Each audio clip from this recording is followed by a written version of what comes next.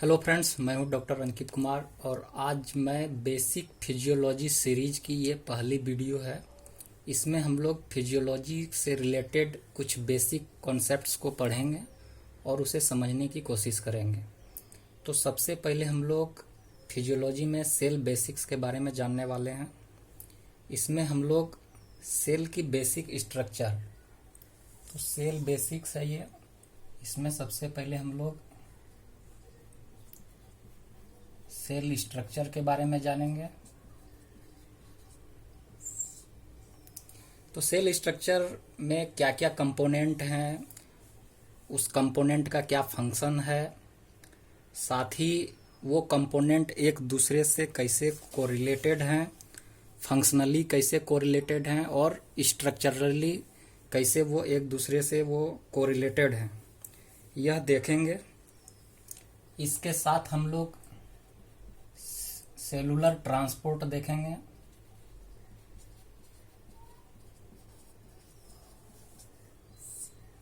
Cellular transport में हम लोग सेल मेम्ब्रेन के अक्रॉस जो मॉलिक्यूल्स का ट्रांसपोर्ट होता है उसके बारे में हम लोग जानेंगे और साथ ही देखेंगे कि एक सेल के अंदर और बाहर जो भी मॉलिक्यूल्स का ट्रांसपोर्ट है वो कैसे हो रहा है, उसकी बेसिक मैकेनिज्म कैसे है। इसके बाद हम लोग सेल डिवीजन के बारे में जानेंगे कि सेल जो है अपना नंबर को कैसे वो बढ़ाता है, उसकी डिवीजन की क्या बेसिक प्रोसेस है, जिसमें हम लोग माइटोसिस और मियोसिस को देखेंगे। इसके बाद हम लोग सेल एडेप्टेशन देखेंगे। सेल एडेप्टेशन में हम लोग देखेंगे कि कोई भी फिजियोलॉजिकल जो स्ट्रेस सेल के ऊपर होता है, इसके बाद सेल उसको कैसे उस स्ट्रेस के प्रति कैसे एडेप्टेशन की प्रोसेस को वो करता है और उस स्ट्रेस के खिलाफ कैसे अपनी एक्टिविटी को वो कंट्रोल करता है। इसके बाद हम लोग सेलुलर फ्लूइड के बारे में जानेंगे।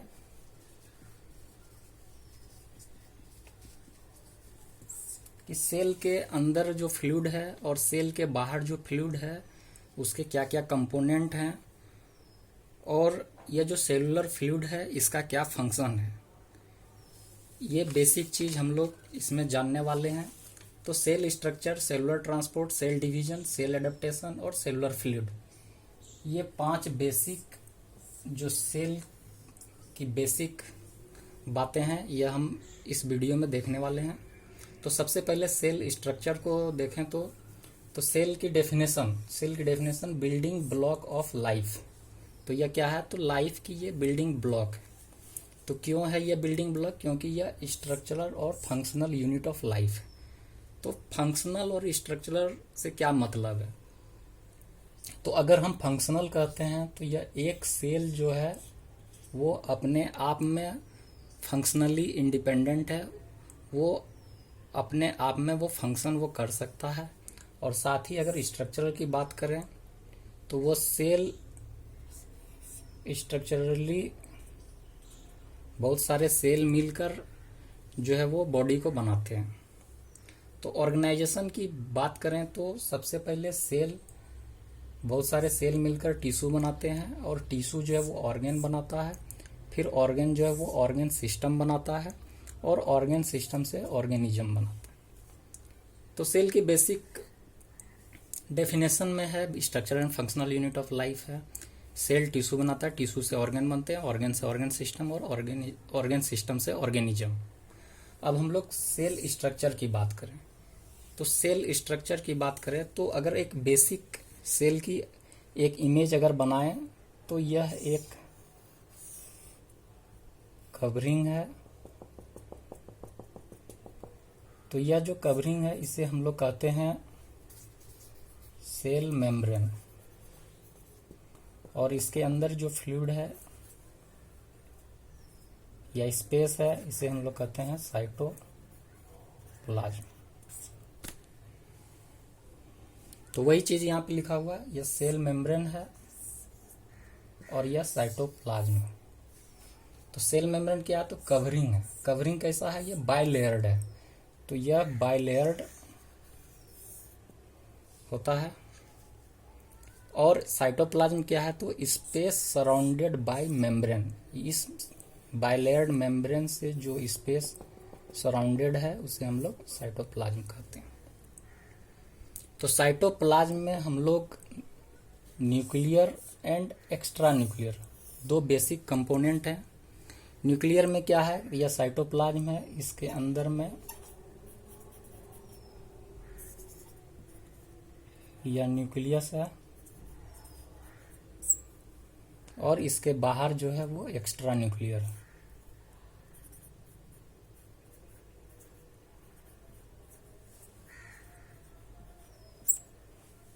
तो न्यूक्लियर कंपोनेंट और एक्स्ट्रा न्यूक्लियर कंपोनेंट। तो न्यूक्लियर कंपोनेंट की बात करें तो उसमें न्यूक्लियर मेम्ब्रेन और न्यूक्लियर प्लाज्म होता है, और एक्स्ट्रा न्यूक्लियर में endoplasmic reticulum, Golgi body, lysosome,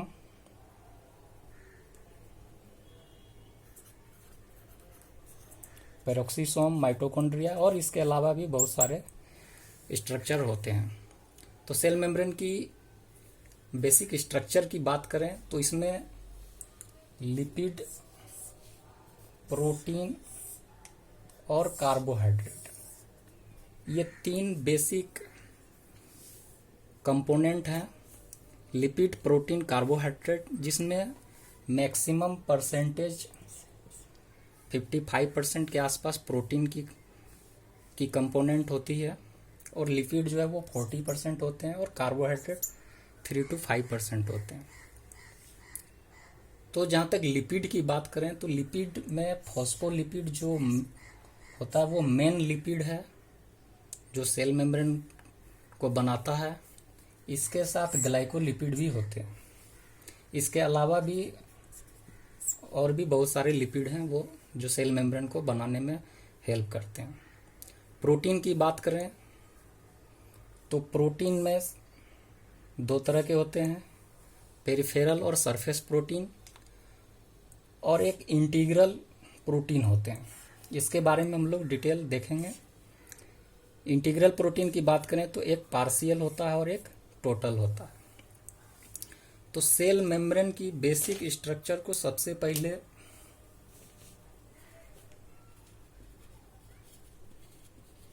Sengar and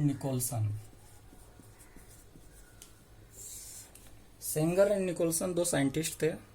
इन्होंने सेल मेम्ब्रेन की स्टडी की और इसके बारे में एक थ्योरी दी जिसे हम लोग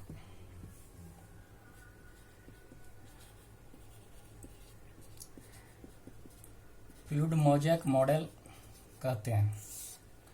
फ्लूइड मोज़ेक मॉडल बेसिकली जो है वो मेम्ब्रेन की फ्लूइडिटी को डिफाइन करता है। तो सेंगर एंड निकोलसन ने फ्लूइड मोज़ेक मॉडल दिया जो कि सेल मेम्ब्रेन की बेसिक स्ट्रक्चर को डिफाइन करता है, और उन्होंने बताया कि मेम्ब्रेन जो है वो फ्लूइड लाइक स्ट्रक्चर है और मेम्ब्रेन की फ्लूइडिटी को ये इन्होंने डिफाइन किया। तो अगर हम एक बेसिक स्ट्रक्चर बनाएं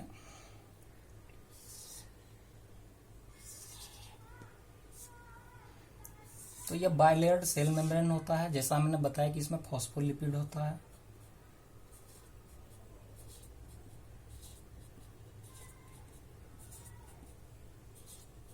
तो ये फॉस्फोलिपिड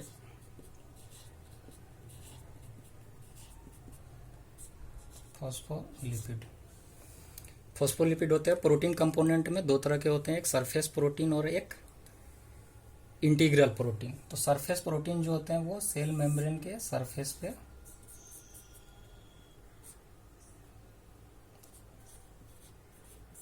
रहते हैं, ठीक है। तो ये सरफेस प्रोटीन है, या फिर पेरिफेरल मतलब बाहर की तरफ।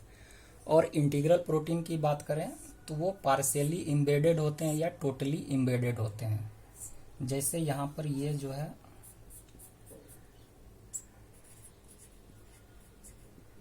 ये पार्शियली इम्बेडेड है, और यह प्रोटीन जो है वो टोटली इम्बेडेड बिटवीन मेम्ब्रेन, ठीक है। तो सरफेस प्रोटीन और पेरिफेरल प्रोटीन होते हैं। इंटीग्रल में जो है वो पार्शियल प्रोटीन होते हैं और टोटली इम्बेडेड इंटीग्रल प्रोटीन होते हैं। अब आते हैं फंक्शन की बात। तो इंटीग्रल प्रोटीन या सरफेस प्रोटीन जो होते हैं इसका क्या फंक्शन है? तो इनकी फंक्शन की अगर बात करें तो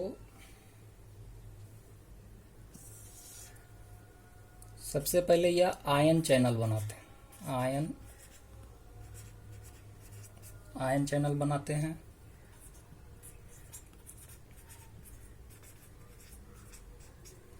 ट्रांसपोर्ट प्रोटीन बनाते हैं।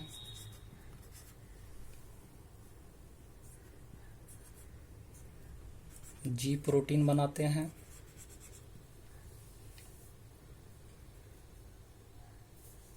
तो प्रोटीन जो है वो आयन चैनल बनाते हैं, ट्रांसपोर्ट प्रोटीन बनाते हैं और जी प्रोटीन बनाते हैं। इसके अलावा भी और भी बहुत सारे फंक्शन हैं। तो सेल मेम्ब्रेन की फंक्शन की बात करें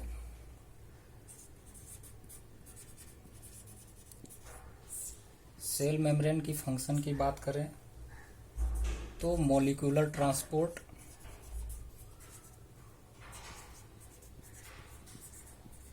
इसकी बेसिक फंक्शन है। मतलब सेल मेम्ब्रेन के क्रॉस जो है वो मॉलिक्यूलर का ट्रांसपोर्ट होता है।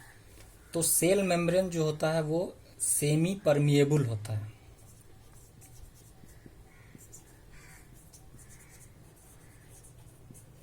ठीक है, सेमी परमिएबल मेम्ब्रेन के थ्रू जो है वो मॉलिक्यूल का ट्रांसपोर्ट होता है। कार्बोहाइड्रेट कंपोनेंट की बात करें तो ग्लाइकोप्रोटीन, ग्लाइकोलिपिड होता है जो 3 to 5% होते हैं।